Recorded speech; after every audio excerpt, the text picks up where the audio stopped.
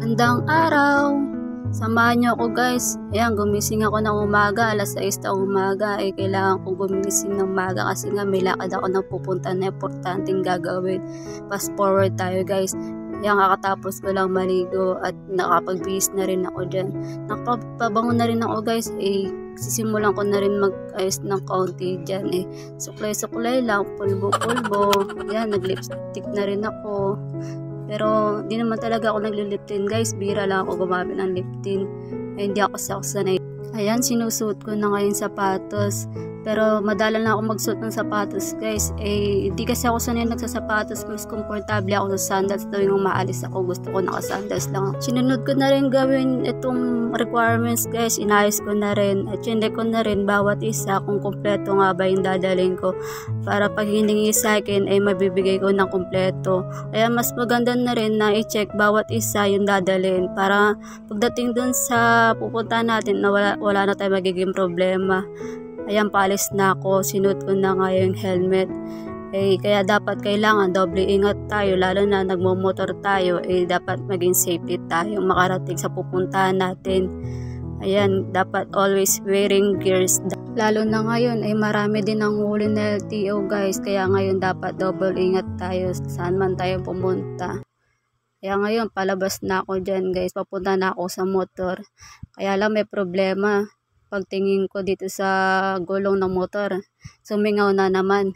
Pero kagabi, pinabulkanizing ko naman yan. Kaya ngayong umaga, nakita ko, sumingaw na naman. Kaya kailangan ko na naman i-running flat to.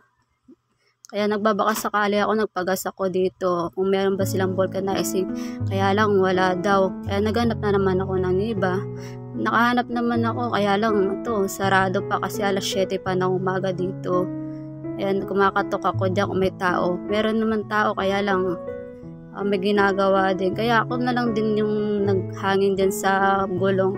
Ako na lang nag-vulcanize yan. Tinignan ko kung goods naman.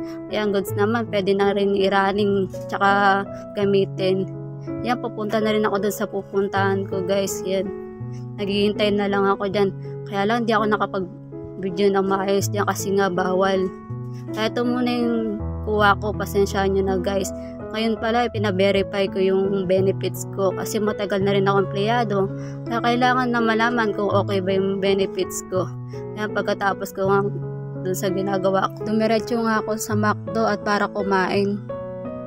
Hindi pala kasi ako nakapagkapin bago ako umalis sa bahay kasi nagmamadali din ako. Oras na rin kasi ako nakaalis sa bahay tapos nagpa-vulcanizing pa ako. Kaya ngayon lang ako nakakain. Ayan, fast forward. Pagkatapos ko nga kumain, isipan ko na rin na pumunta muna sa shopping mart. Kasi may bibilin lang ako na kailangan ko. Ayan, nandyan na ako guys. Mapapunta na rin ako dun sa taas para hanapin din yung bibilin ko. Patingin-tingin lang muna ako dyan. Ayan nga, nakakita ako ng tsinelas. Kaya lang wala man akong size na kasya sa pako kasi malit lang yung pako Kaya naghanap muna ako ng iba. Ayan, napunta nga ako dito. Nakita ko tong pants na to. Nagandaan ako sa kulay tsaka sa style. Kaya kinuha ko rin. Yan kasi yung gusto kong sinusuot pag umaalis ako. Kasi sanay ako na yan yung sinusuot ko. Komportable ako. Ayan, kumuha na rin ako ng lobo. Ako nga lang din mag-isa na umalis ngayon. Kasi hindi na rin ako nagpasama dito sa mga kasama ko sa bahay. Kasi may ginagawa rin sila. Kaya ako na lang muna mag-isa. Kaya ko naman din gawin. Kaya pagtapos ko, nagbayad na rin ako sa cashier. Ayan, pauwi na rin ako. Bye-bye guys. Ingat.